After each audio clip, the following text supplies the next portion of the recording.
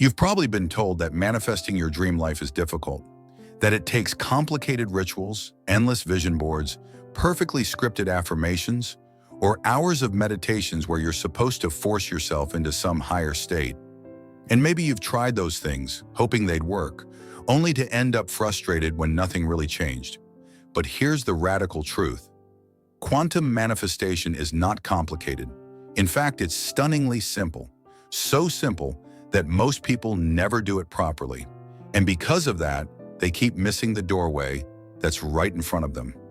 Right now, in this moment, you are living inside a quantum field, a field of infinite possibility, a field that does not respond to your effort, your stress, or your struggle. It responds to your alignment.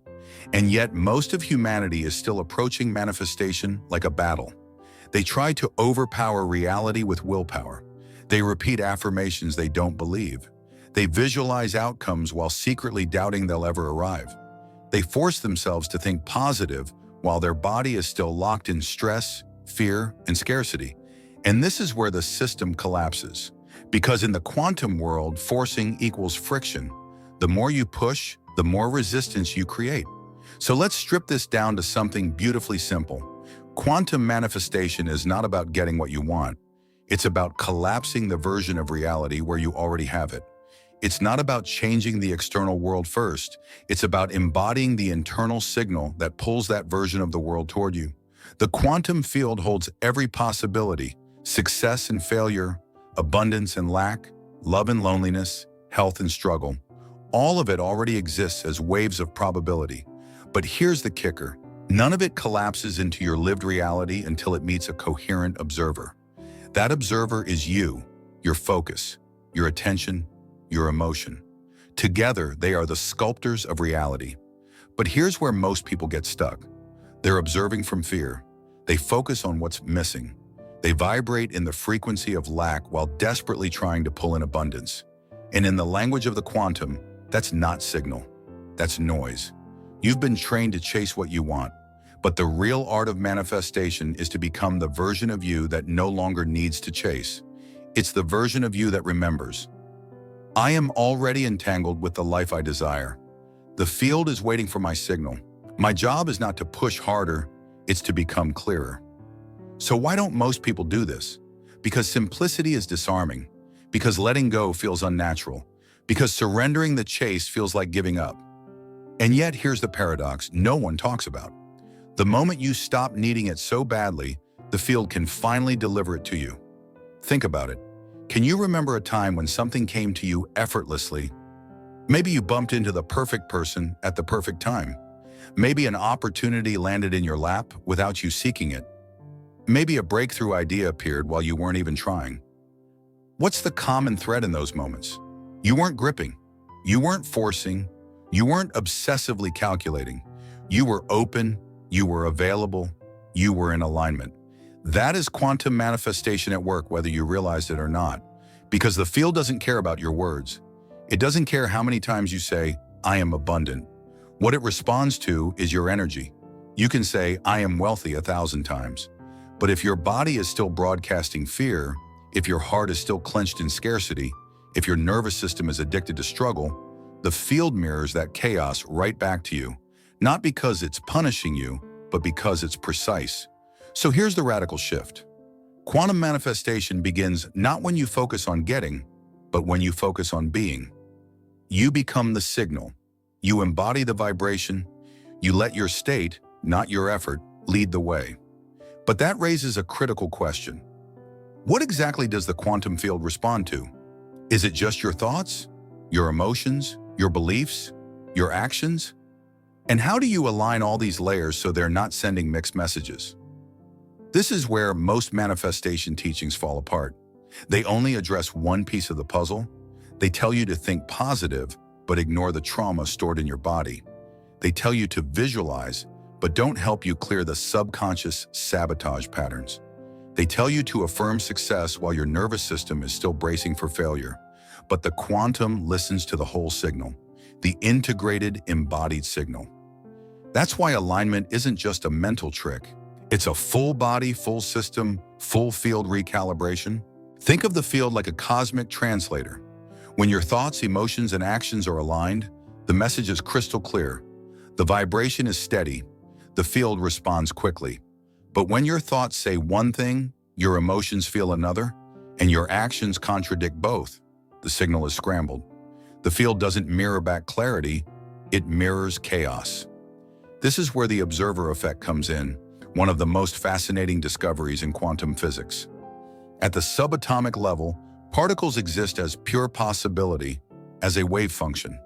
But when an observer focuses on one possibility, the wave collapses. Reality solidifies. Choices crystallize. The unseen becomes seen. But here's the part most people miss. The observer isn't just your conscious mind. The observer also includes your subconscious, which means that even if you consciously want abundance, if your subconscious is wired for scarcity, fear, or survival, the field responds to that hidden broadcast. Your subconscious becomes the real observer, collapsing a timeline you didn't consciously choose. This is why so many people feel stuck. They align their surface mind, but ignore the deeper programs running beneath. And in the quantum game, the subconscious always wins. But it gets even more fascinating. Researchers like Joe Dispenza and Bruce Lipton have shown that the heart has its own electromagnetic field, far stronger than the brain's. This heart field radiates outward and interacts with the larger quantum field around you. When your heart and mind are in coherence, you broadcast a unified signal.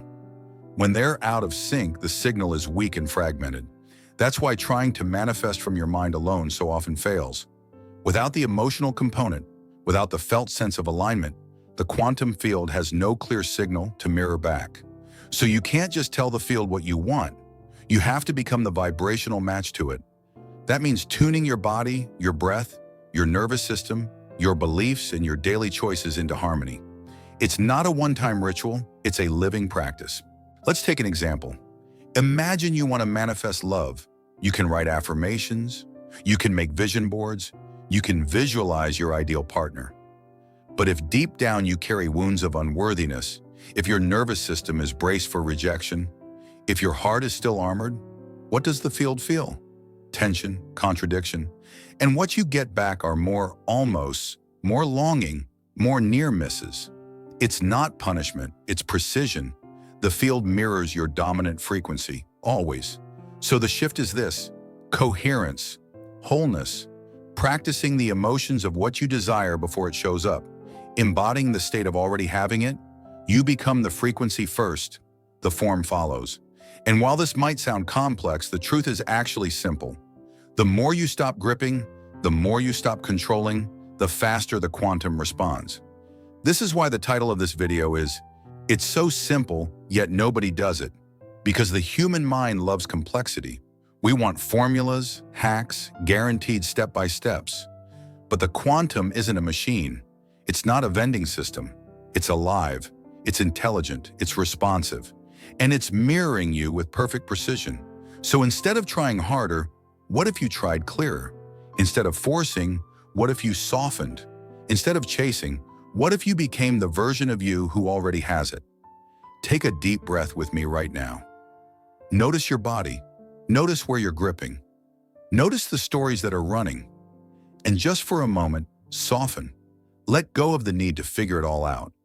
Feel what it's like to be okay, right here, right now, without needing anything to change first. This is where your power begins. Because here's the truth: you don't manifest what you want. You manifest what you are. The field doesn't respond to your Pinterest perfect affirmations or your carefully crafted vision board. It responds to the vibrational signature you carry into every moment, every thought, every breath. And that signature is built not in what you do, but in how you are. So the real question is, what frequency are you tuned to? Think of yourself like a radio. If you want to hear jazz, you can't stay tuned to heavy metal and demand jazz to play. You have to change the dial. In the same way, you can't keep vibrating in fear and expect abundance. You can't keep vibrating in scarcity and expect love. You have to change your frequency. And the way you do that is not by faking it. It's not about pretending you feel good all the time. It's about awareness, regulation, returning. Because yes, you will wobble, you will doubt, Old timelines will try to pull you back. That's normal. The power is not in never falling. The power is in how you return. So let's make this practical. If you want abundance, practice generosity, not just with money, but with your time, your attention, your energy. Train your nervous system to feel the sensation of, I have enough, even if your bank account hasn't caught up yet. If you want love, practice openness. Let your heart soften in small, courageous ways. Be the space you long for. Become the safe presence you've been seeking. If you want health, practice presence. Listen to your body. Care for it with respect, not punishment. Cultivate gratitude for every small sign of vitality. This is not pretending. This is embodying the signal. This is tuning your dial to the frequency of your desired timeline. And when you hit coherence, even for a few moments, you create a gravitational pull. Reality bends toward you. The field cannot help but mirror what you consistently are. So here's my invitation. Each morning before you touch your phone, pause. Ask yourself, what frequency am I tuning into today? Scarcity or abundance? Fear or trust? Control or flow? And throughout the day, use your body as your compass. Your body will always tell you when you've slipped. You'll feel it in the tightness, in the contraction, in the stress. That's your signal to pause, to breathe, to realign. And at night, instead of reviewing what went wrong, review with curiosity. Where did I align? Where did I wobble? Where did I glimpse my power? Gratitude amplifies coherence, so celebrate even the smallest wins. Here's the hidden truth. Manifestation isn't a performance. It's not about looking spiritual enough or proving to the universe that you've done the work. It's a practice. It's a way of being. The most powerful manifestors are not the ones who know the most techniques. They are the ones who can hold coherence, who can return to alignment again and again, even when life shakes them. Because yes, you will be tested. Fear will creep back. Old patterns will whisper. Evidence will seem slow. And in those moments, you'll be tempted to force, to micromanage, to control. But mastery is this. Can you stay in the frequency of trust even before the evidence shows up? Can you hold it's already done even when the world looks unchanged? Can you anchor so deeply in the new timeline that the old one no longer tempts you? That's where the real magic begins. And here's one final piece that almost nobody talks about. Community matters. You are a social, energetic being. You regulate in the field of others, which means your environment is either pulling you back into old frequencies or helping you hold the new one. So curate your field. Surround yourself with voices, spaces, and people who remind you of who you're becoming. Fill your environment with signals that match the timeline you've chosen. Let your outer world reinforce your inner practice. Because here's the truth, there's no finish line. This isn't about manifesting one thing and being done. It's about becoming the living edge of your own evolution, where you don't just get things. You become someone who lives as a creator, because the field is not separate from you. You're not manipulating it from a distance. You are it. You are the field. You are the wave. You are both the observer and the observed. So when you tune your frequency, you're not asking life to meet you. You're becoming life itself in its most creative form. So let me leave you with this. You don't need to force. You don't need to prove.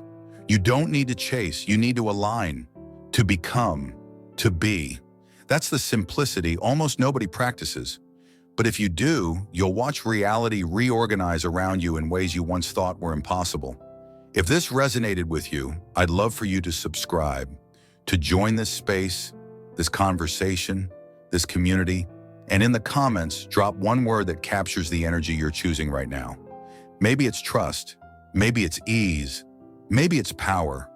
Whatever it is, let it be your signal, let it be your declaration. Because the moment you name it, you begin to live it, and when you live it, the field cannot help but mirror it back.